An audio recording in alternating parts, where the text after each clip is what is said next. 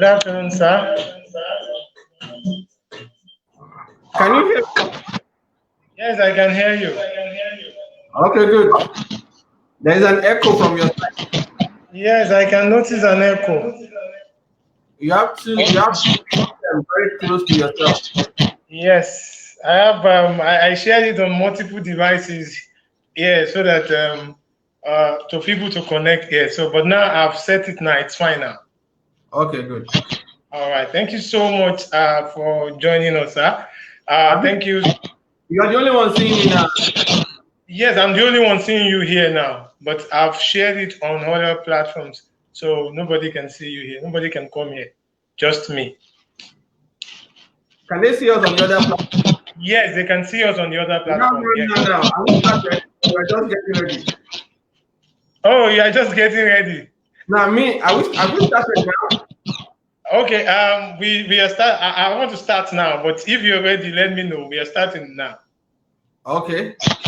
Okay. Thank you so much, sir, for joining us. Thank you, everyone, for joining.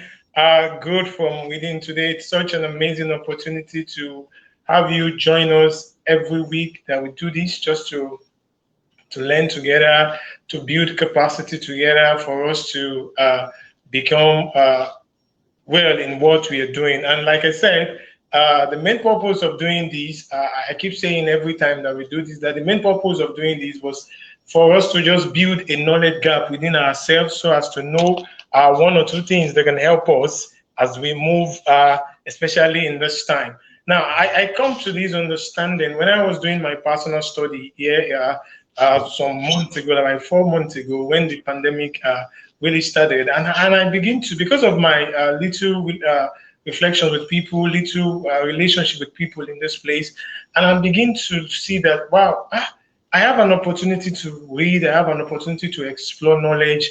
Some people does not have this opportunity. They are busy with running around, trying to make friends for themselves. And so why don't we create something that every one of us can learn for, and every one of us can build ourselves from, and that's why growth from within started. So the concept of growth from within is for us to be able to develop our capacity, each of ourselves, so that we can be able to fulfill whatever things we are doing. One of the things that has helped me in the journey of my life is my ability to develop myself even when nobody knows, my ability to shut myself, my ability to grow from within.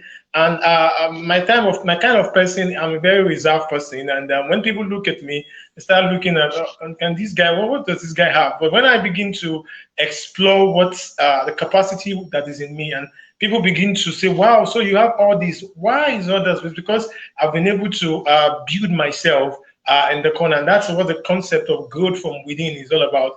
Everything we are doing on this platform is just for us to develop ourselves and become exceedingly well in whatever we are doing. But today we are doing a very, very important thing. The concept of sales. It's a very a big concept. Anyone that lives in the UAE here, we know what I'm talking about when it comes to sales. One of the most sought for, one of the most kind job in the UAE is sales. Is either you are a tele sales, or you are a direct sales, or you are into different kind of sales. And one thing I've realized is that one of the challenges that people are facing now is, even organization, is how they can scale up their sales processes. Some people are still using the process of before COVID-19. Even some sales reps, sales executives, sales manager, team lead in sales are still using the old pattern of sales, and they're trying to like get people to buy their products, to relate with their products like before. So what we are trying to do this afternoon is to just try to, this evening here in the UAE, is to just try to help ourselves understand how we can redefine our sales process so for maximum results. And it's a very great privilege this afternoon to evening to have one of the top management speaker consultants in Nigeria. it's a privilege for me. It's a great privilege when I have such this kind of opportunity. I don't take it for granted at all. It means a lot to me. I mean, I tell people. I was telling my wife that look, I didn't. This person we are bringing today is not just okay. No, it's a lot of time. It's a lot of commitment for him to be on this platform. And so wherever you're watching, if you're watching now on Facebook, if you're going to be watching it later on YouTube, because immediately after this, I'm going to upload it on YouTube also for some community that does not on Facebook too. I'm going to premiere it immediately. So wherever you're, just open your mind. Either you are a business person, either you're working in an organization, even if you are not a sales rep, you need to have this kind of understanding to scale up your process of what you're doing. So thank you so much, sir, for joining us. I'm going to leave the floor to you now, sir. Thank you. Okay, thank you so much, Corey. Am I right, Corey? Yeah. Yes. Awesome. Thank you so much for this wonderful opportunity. I can hear a feedback. I know you got it very soon. Thank you so much. Thank you, sir. Thank you, okay. Sir. I'm still getting a lot of feedback. I don't know where it's coming from.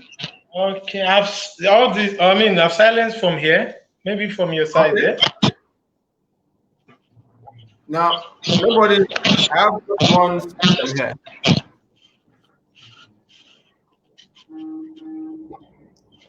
Okay, anyway, I think I just go through. If it's not disturbing the people, this is the only gadget that's on. Okay, I think that. Okay, let me see from my. Okay, can you hear me now, sir? I can hear you. You are echoing too. I'm echoing too. Is it clear now, sir?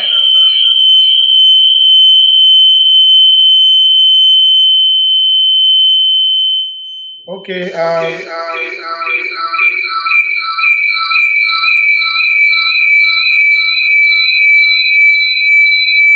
I'm trying to see what's going on. If you have multiple devices that you need to. Okay. Okay, I'm fine now. Okay, because I've put off all my multiple devices. You're still echoing. Okay, do you have me now, sir? I can hear you. Say something again. Okay, do you have me? Can you hear me now, sir? Good. Okay, I think we are fine now. Yeah, good. Well, thank you again for this awesome opportunity to be here with you. And then for the people in UAE, we want to say Salah. We are also celebrating there in Nigeria. So I'm still open to Salah beef and Salah cow. I prefer to kill the cow myself. I don't want the meat in bowl. I would prefer to kill the ram myself. So, okay. Barika de Salah to everyone. Now we are in a very interesting situation right now. What we're facing, most of us, all of us have never faced it before. The only people that can see it before are the people who are in their turned century years, in 100 years and above. So, but we have just little of those. So because we have not experienced it before, we are all rookies when it comes to things like this. So one of the things that we need to look at when we're talking about sales is look at history. Where did this thing happen? When did it happen? How did they mitigate against the consequences of a pandemic like this? What were the strategies that were used? How were people able to sell during those times? So once you figure that out, then you are able to forge ahead and know what you have to implement right now. This happened in 1918, the Spanish flu.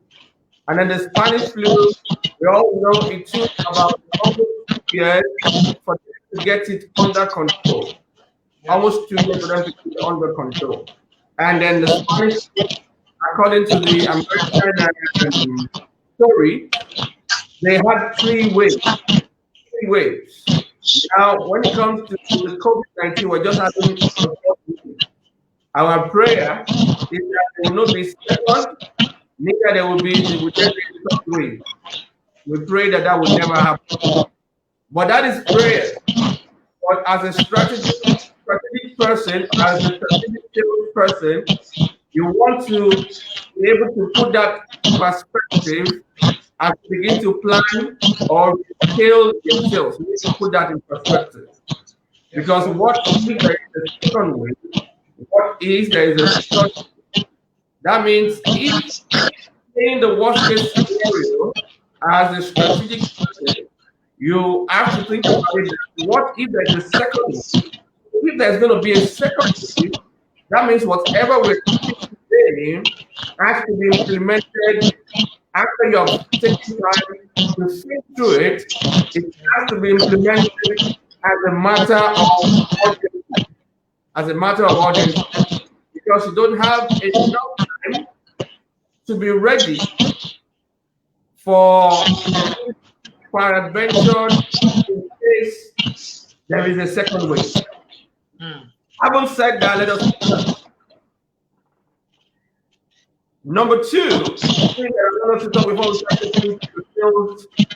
scaling up your sales or anything, for me to show or for you to think about your situation, what you were going through before pandemic, before COVID-19. COVID-19 started in December, China, and by February, it was already getting into the European countries, and then United Arab Emirates. We didn't get to feel anything in Africa until probably late March. So the point is this: question you need to ask yourself right now is that what was the state of your sales? What was the state of your organization before this COVID-19 pandemic? Because most times people are concerned about post-COVID, post-pandemic, but most people are not thinking about pre-COVID or pre-pandemic. So if that is the case, for you to be able to forge ahead and get anything done in this time and in this season, you need to take a look at what happened to you before this COVID-19. How was your state of health in your organization, amongst your team members? What was the state of your team? Because you know what, COVID-19 actually affects people in different ways. COVID-19 affected people. Some people don't even have symptoms at all. Some have mild symptoms. Some have moderate symptoms. Some are critical, and some are in the intensive care.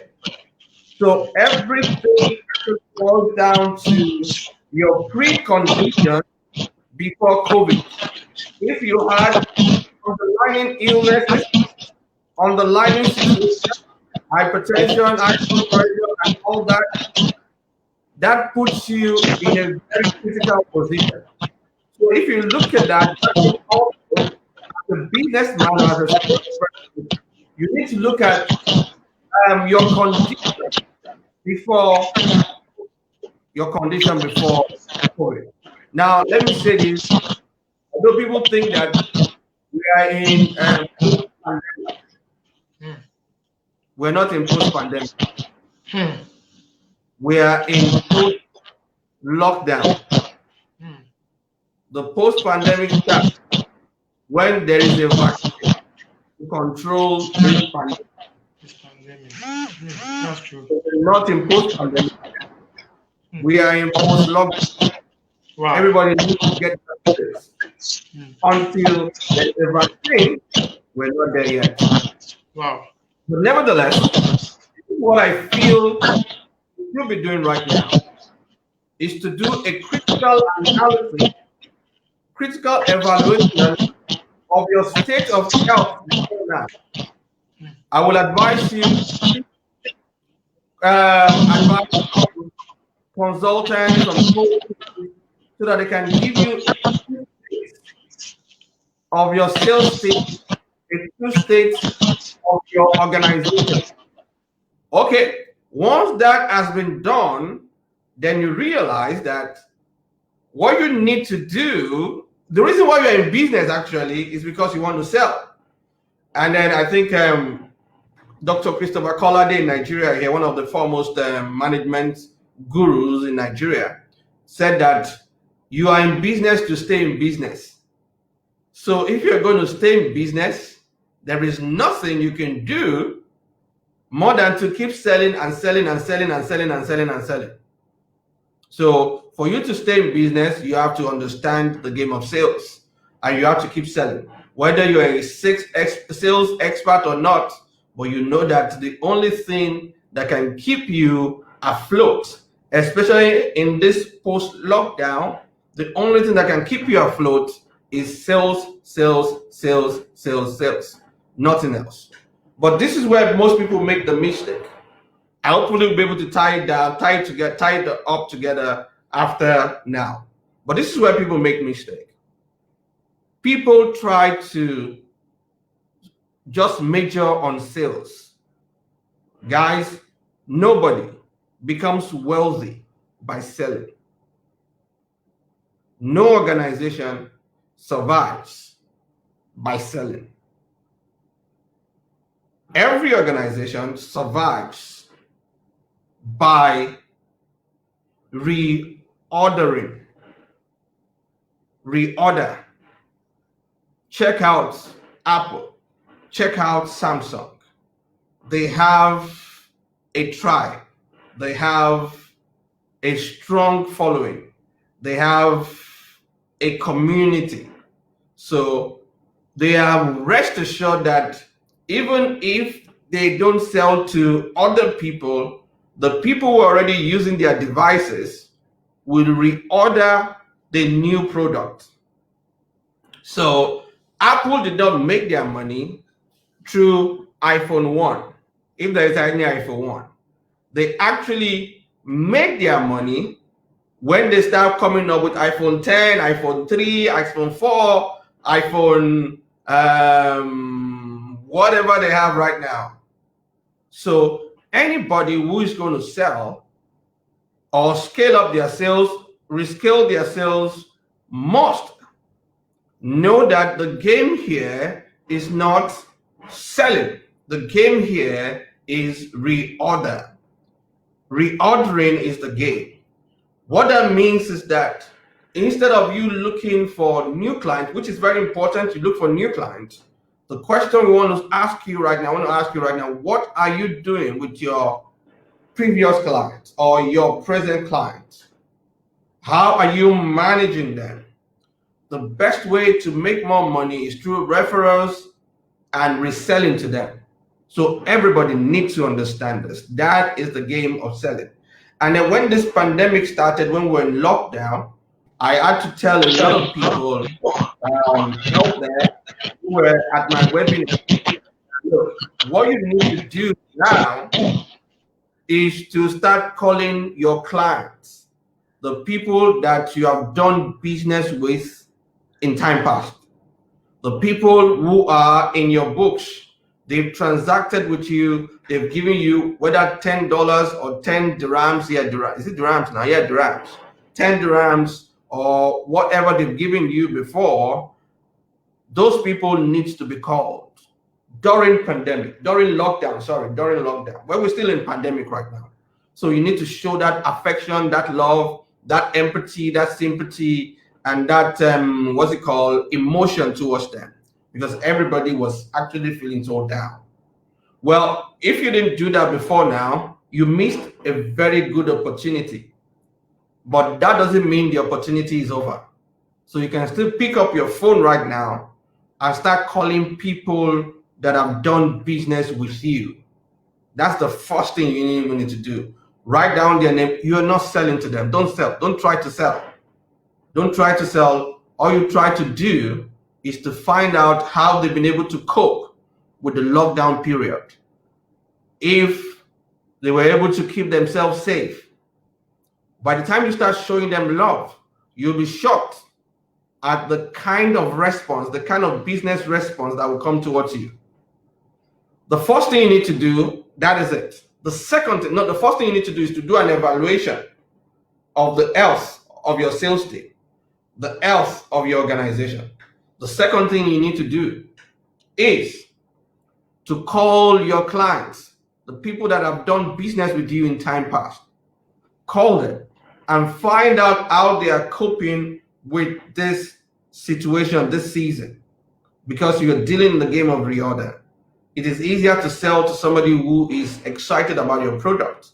Sell to them again and again and again and again than trying to look for a new prospect. Don't get me wrong, you have to expand your client base. But in the process of expanding your client base, you don't want to lose the clients that you already have.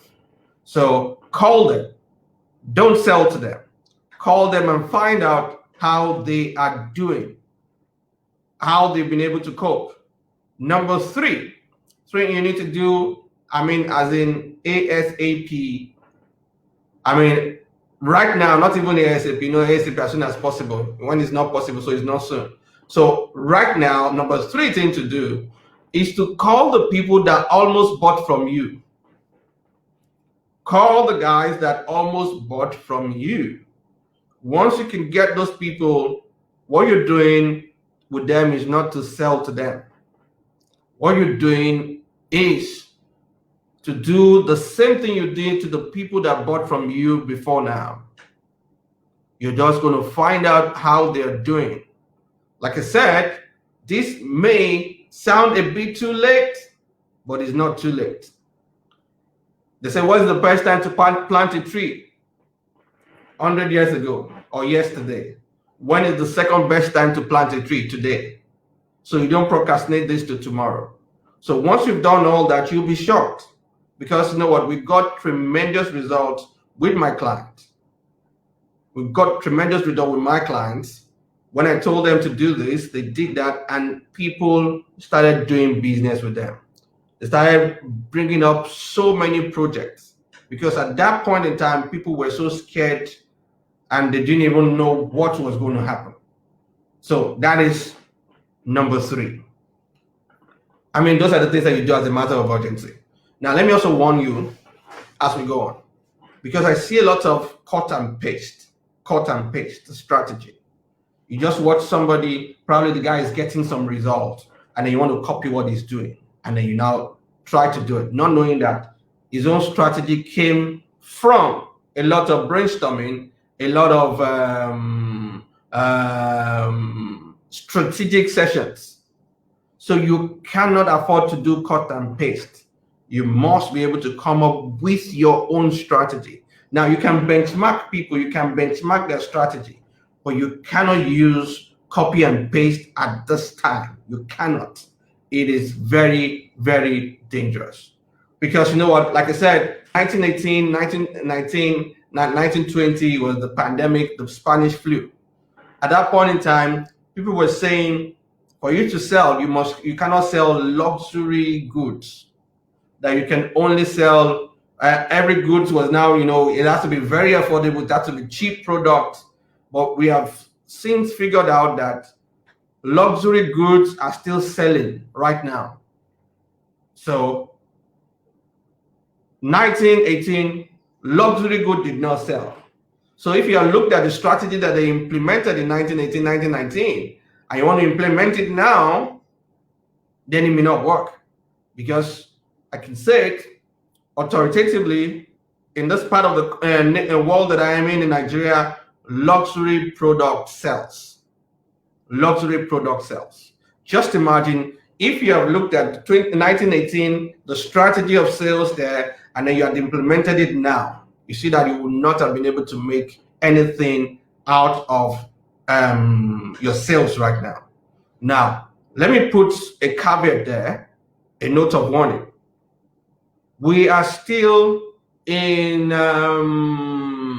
well, if we take it from December till July, then we can just say we are just still in our 8th month of this pandemic. So what if we pray against that? What if it extends to 2 years?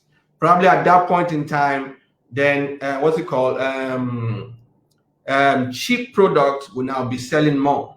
But for now, we are still in our 8th month, and then people are still buying luxury goods. So you need to tie your mind to that. So because we see a lot of things like that in Nigeria, because one hotel is doing outdoor catering services. Every other hotel wants to do outdoor catering services. But you don't know their strategy for doing that. Some are doing laundry services. So once you see the poster, boom, you to go and copy. Cut and paste strategies will not work. You have to come up with your own strategy. And then everybody know now that everybody needs to go tech. And then, and I see a lot of people, because they start shouting, you have to go on the internet, you have to be more technologically inclined and blah, blah, blah, like that. People started trying to take up a course in technology and then trying to understand what internet is all about. That is not a game. The game for you as a CEO, as a leader of your sales team, is to have somebody who is very good. If you're not good, it's good that you're good when it comes to the technological thing, but if you're not, then you get somebody who is good and put the person in charge. Let them move those things for you. The most important thing is that you want to be seen online. Your business must be seen online. Your sales must be seen online. So every one of us here who are into sales, you need to realize that there's something called the funnel principle. We'll talk more about that in increasing your leads. The funnel principle, we'll talk more about that. But those are my advice for you. Now, when we talk about, before we even start talking about rescaling your sales team or your sales, let us even talking about scaling it. Now, in scaling it, one of the questions you need to ask yourself is that, do you have a sales process that is so visible? I mean, it's a process, it's a procedure that everybody understands. Everybody understands. Not that when you're going to make a pitch somewhere, you have to start thinking on how to start and how to close the deal. Every sales team, any organization must have a procedure, like a protocol, guiding people on how to make presentations when it comes to when it comes to sales. How we've been able to do it over the years, how we've been able to bring in more clients. You must have that. It must be documented. That is the orientation you put your people through. We're talking about scaling now. And apart from that, also, everybody knows that this is the time that training, mentoring, coaching must be your number one duty as a sales leader. Your number one duty is to train and to retrain, to spend more time with your people, training and discussing their challenges, brainstorming on every activities when it comes to sales. This is the time that it is most required. This is the time that you don't just leave your people to go out there to be looking for how to make sales. This is the time for you to coach them. This is the time for you to motivate them. This is the time for you to train them. Whatever, because things are changing. One thing about life right now when it comes to sales is that a sales team must be agile. And your agility is your ability to change as the situation changes. Because I can tell you, what works today, in 3 months' time, if there's a second wave, things are going to change. Things are going to change. You realize that 3 months ago, when we were all on lockdown, everybody was coming to the internet to listen to things like this. If it was then that we had this program, we'll have had more people more people coming in here. But you can see that the doors have been opened, and then people are not paying attention to some of the webinars and everything. Now you can see that there is a change. So everybody who is leading a team, a sales team, must realize that there will be changes as we move on. So the question is that how agile are you guys? How agile are you guys? How flexible are you? How fast are you? How smart are you? How innovative are you? So that is why you cannot afford just to let those guys be on their own without having regular trainings, regular coaching, regular mentoring, and you have the advantage of the internet right now to be able to do all this. Very, very important. Now, one of the things in scaling your sales is that you must have respect for data. You must have respect for data. Data analysis, data interpretation, you must have respect for it. And then your data should determine how you move. So if you're somebody who doesn't have respect for numbers, forget about it. You're not going anywhere. You cannot afford to move on assumptions. Although assumption is a form of knowledge, but they say is the lowest form of knowledge. Assumption, though, is still part of strategy, but every strategic person or strategic team knows that data is their friend at this time of the season. You cannot afford not to play with data. Analysis, interpretation must be in top gear. So you must be able to measure and adjust your processes, your movements based on data. Good. So the next thing you want to also do when we even talk about, when it comes to scaling up, when they say scaling up your sales, sometimes you want to employ more people. I don't think you need to employ more people. That's not the game right now. What you need to do is to let your people be able to increase their leads. Look, people who are very visible online at this time, at this season, will make more sales than the guys who are not visible online. So what's my advice to you? All salesman, all saleswoman, all sales team, my advice to you is be visible online. Start your own webinar. Put people together. Put all your clients together. Let them know that, okay, you're trying to increase their capacity to make more money. Get some gurus to come in there and start talking to them. And then when they come, you get their details and everything. You are increasing your leads. Organize a very wonderful get-together program, webinar. And then what you're doing is the funnel principle. You get more people there who came for freebies. Amongst those free people are people that can do business with you. You begin to do the trickle-down effect. You begin to trickle them down and dropping them down into your lead box. Everybody who comes in, you're increasing your leads. Now, this is how it works. Visibility is so strong right now because, look, listen to me, guys.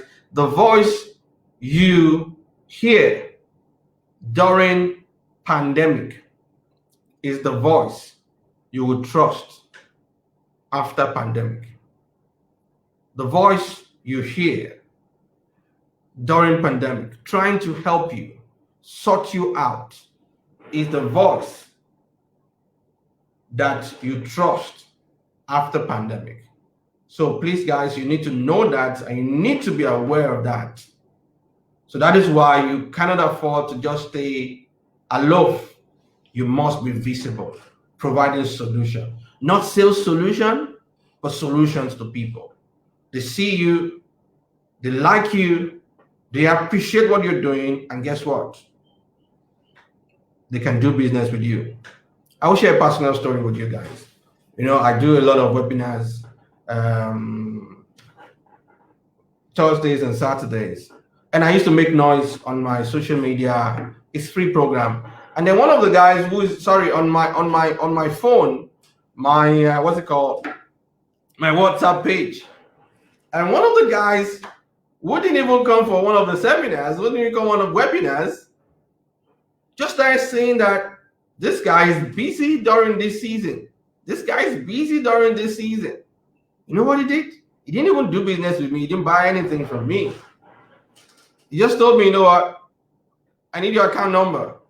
And he sent me like a gift of almost 10,000 US dollars for doing nothing, for just being visible. That is the impact. All my clients that have been visible have increased their sales. I mean, they can't just make noise. They just tell me secretly. I mean, they are raking in thousands, hundreds of dollars on a monthly basis. Why? Because they stay visible. Out of sight is out of mind. Out of sight is out of mind. I won't think about you if I do not see you regularly. So you must go out there and make sure you're visible. Visibility is the game right now. And churning out content upon content upon content upon content, and then you can now drag them in to the inner carcass where they will now start making sales. That's why you need to look at all these guys. There's a new guy right now I'm following. I mean, the guy, you guys need to follow him. Let me even find out if I can see. I don't know his name, but I just love him.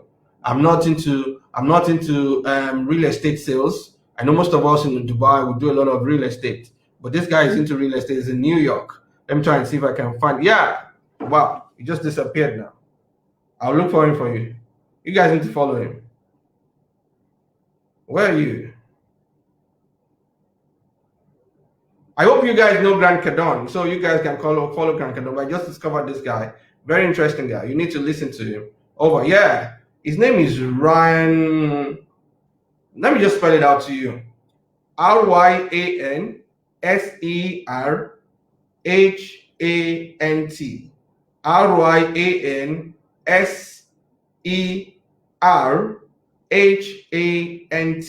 Follow that guy. He will give you more, because it makes $1 billion sales, almost $1 billion sales every year when it comes to real estate. Now that's one of the things that you need to also do in being visible. You need to listen to this guy. This guy is churning out products, content. So when people want to go for anybody, that's the voice they've been hearing over and over again. That is who they call upon. So increase your leads. Old webinars. Restaurants are still locked up, but I think every country right now, they allow you to meet with 20 people or 30 people or 40 people, depending on the city that you're in the world. So this is also a lovely time, probably after the pandemic, that you have to gather people and have dinners. Be strategic about the people you want, the area they stay, and then you get strategic and get into a relationship with them, and probably you have a dinner that you invite them over. And you see, even the people who have bought from you, you must be able to give them value, content-wise, value, not just about real estate, not just about what you sell, but you have to be able to give them value about life, probably value about how they can take care of their family, value about how they can take care of their home, value about how they can take care of their teenagers, value about how they can take care of promotion at work, and how they can take care of their businesses. Once people realize that you are concerned more about them than what you have to sell, guess what? You make more sales. They are more like your ambassador. They can even start selling for you without even you giving them commission. They start pulling people towards you because they know this guy is more than just what he wants to sell. Is more concerned about us. So that's the few advice I have in increasing your sales. I've never experienced, 4 months together like this, a quarter and 1 month, the kind of sales that we have made. even within lockdown, was unpredictable. And these were the things that we implemented because we sat down with expert and we looked at things through and through, and then we came up with a lot of strategies like this. We were going to sell cheap products.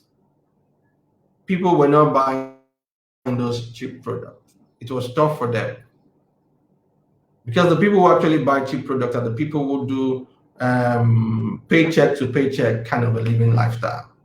So when we switched over to the premium that we were already known for, gosh, people started trooping in, buying all those products. And you know what? This is what we sell to them is more about knowledge. We don't even sell physical real estate. And then if we can sell that, and then we can also help the people who are around me because my business actually I consult for 90% of the people I consult for in the real estate business. And then I can see them making a lot of sales even right now at this time. I believe that I've been able to add one or two things to you guys. And then if there are questions, so that I don't talk too much, if there are questions, we can take it out from there and then we can move on. Corey? Okay, thank you so much, sir. It's been an amazing time. Even myself here, I'm beginning to see and look at some things. I mean, I am missing. I mean, there's something you said that struck me. You said chunk out content, chunk out what people will get value from. Instead of you trying to sell for them, trying to take advantage to sell for them, why don't you give out values? And when people see these values, they would definitely come to you and buy. You said something, and I wrote it down. You said the voice that people hear in the pandemic is the one they will trust after pandemic. Oh, yeah. The voice, it is important, regardless of the field you find yourself.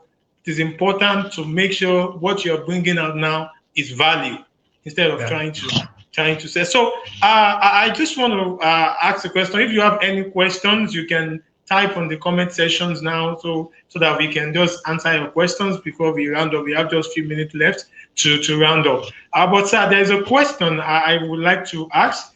A sales executive, a salesperson in an organization, maybe a junior staff, are finding it difficult to communicate to the leadership, to the team lead on strategy that they can use this time. What would you advise such sales, a junior sales executive? Come again with the question. Okay, now a junior sales executive is finding it difficult to communicate what he or she knows that can help the organization this time to the top management, to the team lead. So what would you advise such person to do? Should the person just keep the idea to itself and begin to use it for its personal self to grow? Or what did the person do? That's the question. Well, if the supervisor is not listening to you, then you need to implement it first. And once you get results, then they begin to ask you to get a result. What did you do to get all the stuff that you can help me to them? Sometimes people do not listen to you until you show them results. That's why I say no result, no respect. No result, no respect. People will not respect you until you show results. So if you think that thing works, and then you've tried to pass it across to the authority, but they are not buying it. So what do? You use it. Once you get result and they see you got result, then at that point in time they can listen to you and ask you what, how did you do it? That's number one. Number two, again, the reason why sometimes it seems as if we meet a brick wall with our superior is because of the way they have perceived us in time past. Now, we're all salespeople, hopefully here, or you love sales. And well, no, everybody's a salesperson. You're either selling yourself or selling a product. So the way they perceived us, so your job actually as a salesperson, as a marketer, is to manage people's perception about you, which is actually marketing. Marketing is managing perception. You must learn how to manage people's perception about you, because I can't even imagine me sitting on the table and I give a suggestion and people will not take it. I can't imagine that. And if that is the case, that means there's something about me that they perceive that I'm just there amongst the number. I've not stood out yet. So whatever you know, one of the ways I mentioned earlier is to do the job, get the job done, get the result. And at that point in time, you start changing people's perception about you. That's very important. So do the job first, or start looking at how you can manage the perception, how you talk to your boss. And again, you also need to realize that for you to be able to communicate effectively with your boss or with your supervisor or your upline, you must understand who they are. You must understand the kind of language they want to hear. You must understand what is interesting to them. Because some people, they don't like stories, they like numbers. If you start talking in numbers, you start telling them, passing your communication across to them in numbers, forget about it. You will be good enough. They will listen to you. And then some people, they love stories. They love to hang out. They love to be somewhere. So if that is the case, you need to be in that hangout. Probably when they like more information getting to them through the informal setting. Or they just feel as if you're not one of us because you're not engaging outside work. So you need to also look at that. Everything depends on you understanding your boss, understanding how he wants to be communicated to. And with that, you'll be able to pass your strategy across. But the best way is implement that strategy for yourself. If it works, forget about it. Everybody will come and look for you. Everybody will come and look for you. Thank you so much, sir. Thank you for that answer. Sir, there's another question here. This person is a business person from the other platform that we have here.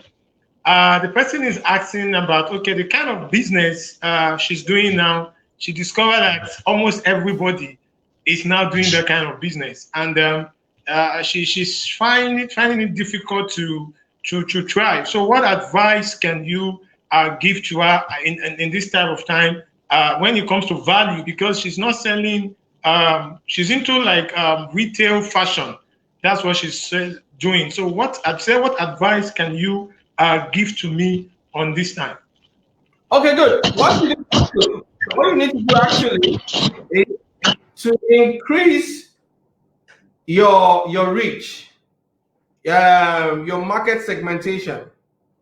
You have always been trying to sell to some particular set of people, because look, you don't have this rights to any idea. Once an idea starts working, people will flock to that idea. They want to implement it, even if it will not work for them. So because they see something that is working, that is an attraction for people to come in there. So what you need to do is to look at, okay, where are these people not serving? Who are they not serving? We're in a saturated market. So where else can we go? Can I go online? Are you online? If you're online, you know what? That opens you up to 7 billion potential people, not just let me use Nigeria as an example, not just the 200 million or 180 million people in Nigeria alone, or probably in Lagos that I reside, 18 or 20 million people. When you go on the internet and then you do your search very well, and then you engage social media marketers, online marketers and everything, you will be able to increase the people that you sell to.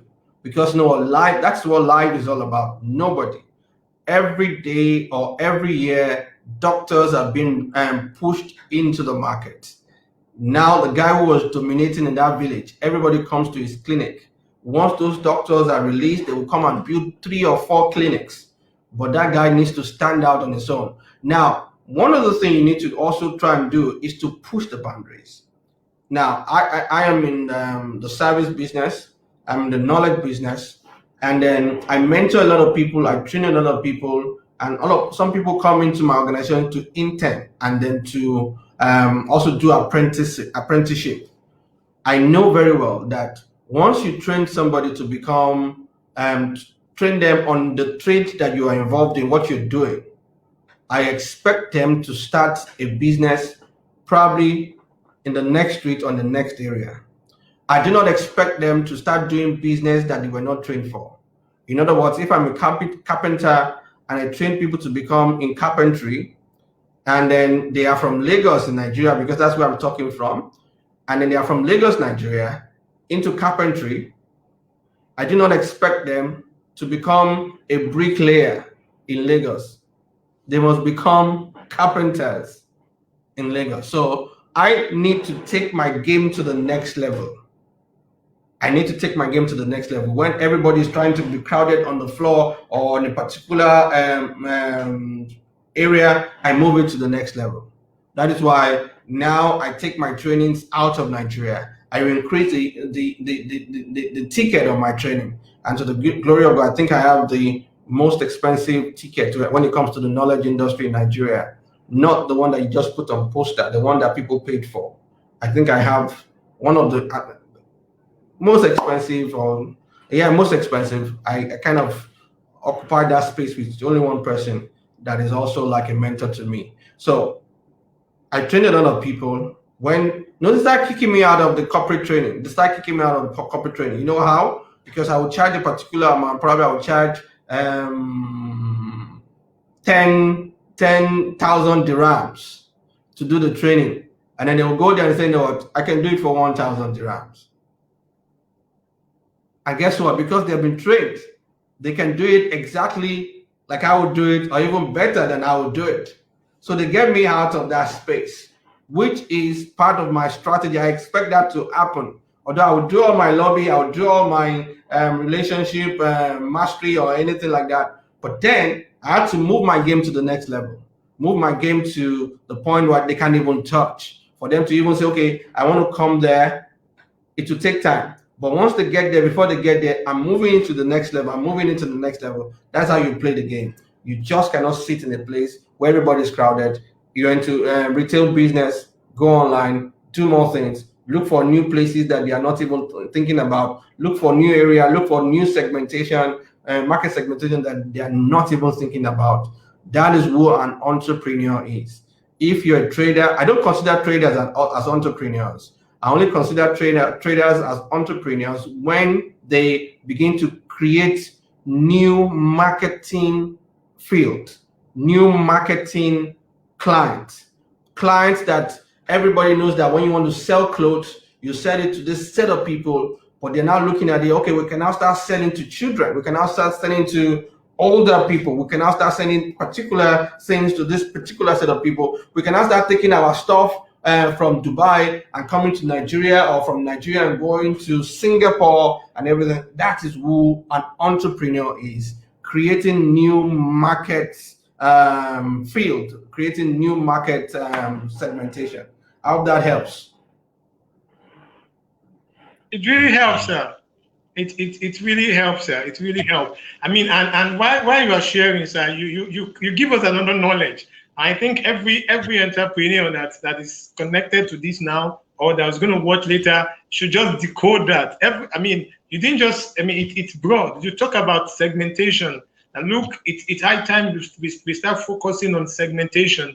Who are your customer? Are you providing for adults? Are you providing for children? So that's until you can be able to call yourself an entrepreneur, not just that I do everything.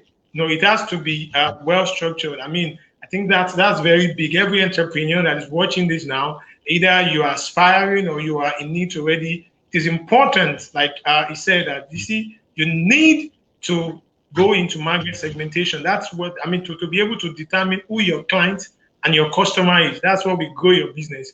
That's what you just explained. So, sir, finally, now the place of self-development, because I think that's one of the key issues most young sales executives are going through now. Now, when you mentioned something to us that during the pandemic, there was a lot of knowledge flying. Everybody's trying to. In fact, there was someone that tell everybody go and learn robotics, learn AI. if I ask myself that, look, am I going to, every one of us turn ourselves to AI, robotics, and everything just working on the street, we now sleep at home. And some of us neglect those few that we find ourselves. So because I'm a salesperson, I don't want to develop myself in this field to meet up. I want to quickly go and do robotics. All those things are fine. But how can you please just shed more light on the place of self-development in the field of your operations? Okay, this is very interesting. When we talk about self-development, we're talking about a whole lot of upskill your skills, upskill your knowledge, upgrade this and that. But I think self-development right now is all about being proactive, proactive self-development. Now, how do you become proactive? You look at it based on data analysis, based on the happenings, and based on history, insights. You begin to ask yourself, where is the world going to in the next 5, 10, 15 years? Then you begin to develop yourself towards that area where the ball is going. That is where you should be going. You must be proactive about your self-development. I shared that on my webinar yesterday, proactive and pragmatic self-development. Now, the pragmatic self-development is what the Jewish people use. That's mentoring, apprenticeship, first-hand knowledge. We can get a lot of things from the school, which is scholarship. Scholarship is good, but apprenticeship is more pragmatic than what you get in the 4 walls of the school. That's why when you even go to school, they even give you an opportunity to intern, IT, they call it industrial attachment sometimes. They allow you work and they give you time, 20 hours or 22 hours in a month to work or something like that, 22 days, whatever it is, to work, because they know that whatever you're learning is not going to stick until it becomes very pragmatic, and then you can always learn firsthand, what we call kinesthetics. So it must be pragmatic. That's why you have to begin to look at internship, you begin to look at apprenticeship, and the easiest one is actually mentorship. Mentorship, because I believe that most of the things that will change your life will not be taught, they will be caught. They will not be taught, T-A-U-G-H-T. They will be caught, C-A-U-G-H-T. And you only catch through observation, being around. And that is one thing about what's it called, self-development. And then when we talk about self-development, guys, one of the things you need to realize is that you can learn so many things, but when the environment is not conducive for you, you will lose what you have learned. So when you are self-developing yourself, you also must be able to control your environment, because no matter how much you love apples, the fruit, you cannot plant it in Lagos, Nigeria. It will not grow. So you love apples, you go there and you come back here, you don't know about the environment. The environment, you have not positioned the environment to be able to bring out the best in you, then forget about it. There's no self-development. When I teach people self-development, after going on to them, I always try to teach them on how to take control of their environment, take control of their atmosphere. It's absolutely important for people to know that. Now, knowledge will be going around every here and there, robotics and everything. I've tried to learn more about internet lately, but you know what? I'm a CEO. And because I'm a CEO, I must be strategic. I can't be operational. I can't be doing the day-to-day work and then trying to make sure this works. And that's why I employ people to do that. They deal with the day-to-day activities at work. I have to be strategic. I have to be thinking about the future. I have to be thinking about the next move. I have to be thinking about what is the next thing to do.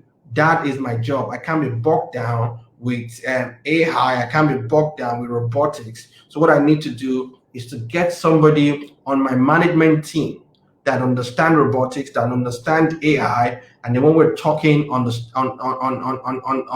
table, it can offer his advice. And because he's a professional, and with my disposition to professionals, I listen to experts. So I will listen to him. I will listen to her when the person is on the table. Now, the mistake most people will make when it comes to this robotic and AI and Internet of a thing, is that they do not allow the guy to be at the most important table. The most important table is the table that is the highest decision maker, making table in the organization. Somebody with the knowledge of technology must be there. You cannot finish the meeting and they pass pass the information to him. He must be there. He must be part of the formation of the information and the strategy, so that he can go first hand, not the second hand stuff. That is what people can do when it comes to this internet of a thing. You bring in people who are conversant, who knows this internet of a thing, to bridge the gap. But that doesn't mean you should not learn it. You must learn it. You must try as much as possible to learn as much as your brain can take. Because some of us who were born in the analog age, we're finding to fit into the digital age, and it's a bit difficult. But we know that for us to survive, we must be digital. So you just have to work. You just have to make sure that you learn as much as you can. And if you have somebody on your table, you can always ask the person questions. And the more the person talks about this, the more you learn about this whole thing.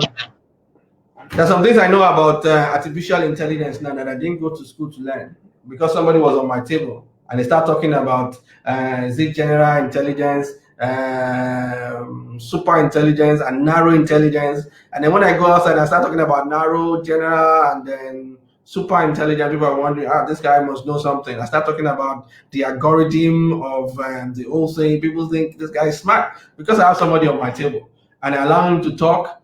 And then, you know what, the guy just knows how to get me off my feet sometimes. Or when he wants to deceive me or not deceive me, confuse me sometimes, he will say the algorithm of. So we call him Mr. Algorithm. I say, Mr. Algorithm, don't come now. Just relax. Don't come now. It's always the algorithm of this, the algorithm of that. So I know the word algorithm. I don't know what algorithm means and everything because I have somebody on the table. But my job is to make sure that I'm thinking about it. If it's going to be AI age in the next 15 years, in the next 5 years, I must be ready. I must be thinking on how we can take it. So my own job is that let us go right. Let us fly. How do we fly? With the knowledge you have about robotics and intelligence, then we fly. Because you know what, some guys, those guys who are very who are experts, don't actually know where to go. They just know what to do part time right now. They just know what to do part time. So you must be the one to let them know this is where we're going. Now, for those of us who are Christian, let me just put it in because I'm a Christian. Remember that Moses had the idea of the tabernacle, but was not the one that built it. It was Bezalel that built the tabernacle because he had the skill. That is a technology and technical person, a digitalized person.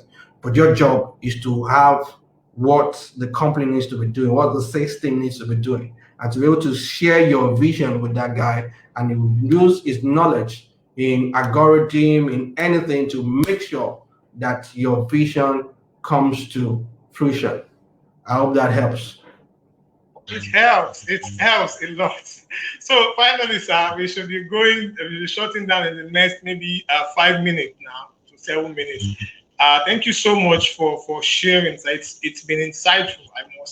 I must confess. But sir, you what you just explained to us now, I want us to look at it in perspective of an entrepreneur, of a business person. Our collaboration, I mean, for a business person, you can collaborate so as to increase your sales, as to make your sales effective. What can you talk about collaboration for entrepreneurs, for aspiring business person for now? Well, that's the game right now. That's the game.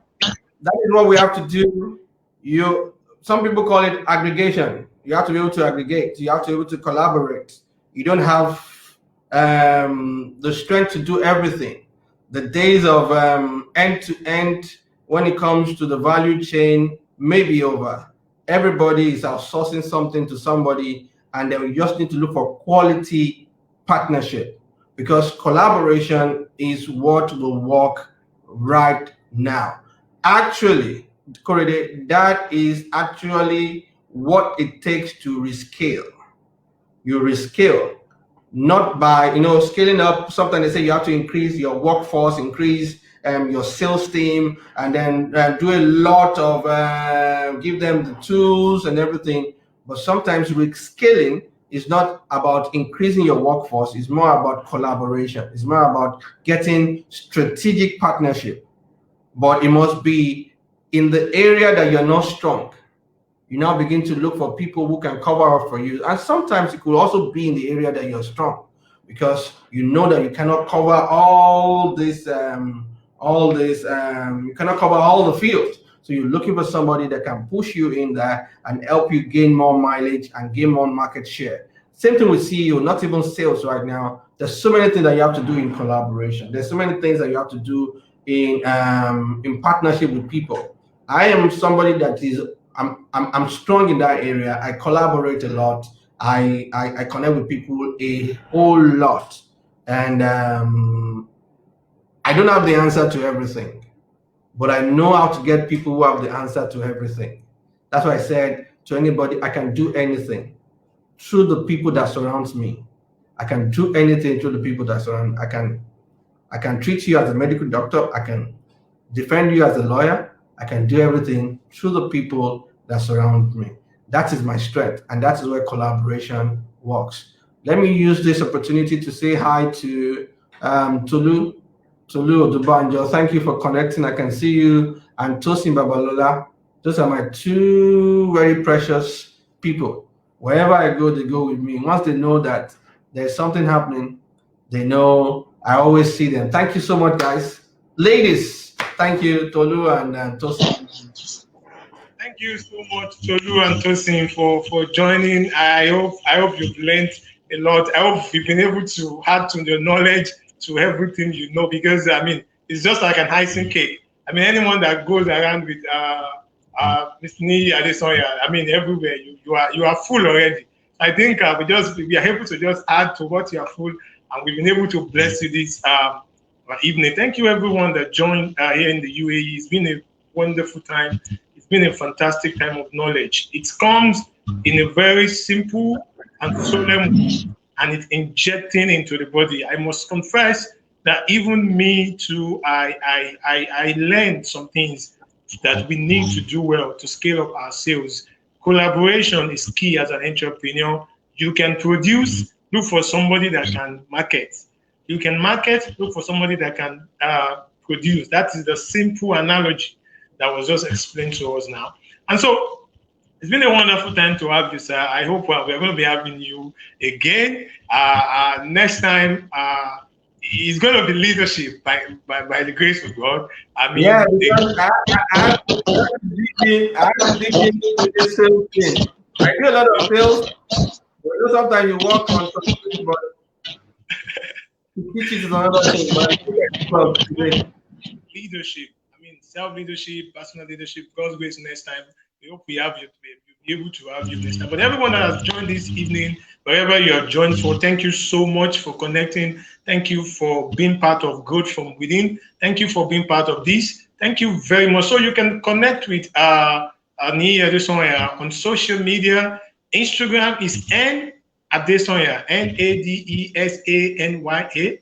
Facebook is Ni Adesonya, and I think even LinkedIn is Ni Adesonya. All those kick it in, if I'm right. Ni Adesonya. Twitter is N Adesonya, if I'm correct. So please connect to learn. You see, no matter how busy we are, someone told me something one time that look, no matter how busy you are, just make sure you read something before you sleep. So, and now informations are flying, and that's no matter how hectic the day is, I make sure I take my phone, go through this social media of great people that are impacting my life, and learn one or two things there. And it's really helping me. Even this topic that I taught on today, I was reading something, and it's dawned on me that, wow, this thing, we need to talk about it. And so we've talked about it today. And well, thank you so much for joining. Thank you very much, sir. Do have a wonderful Salah evening. We are in Nigeria. And Barika de Salah.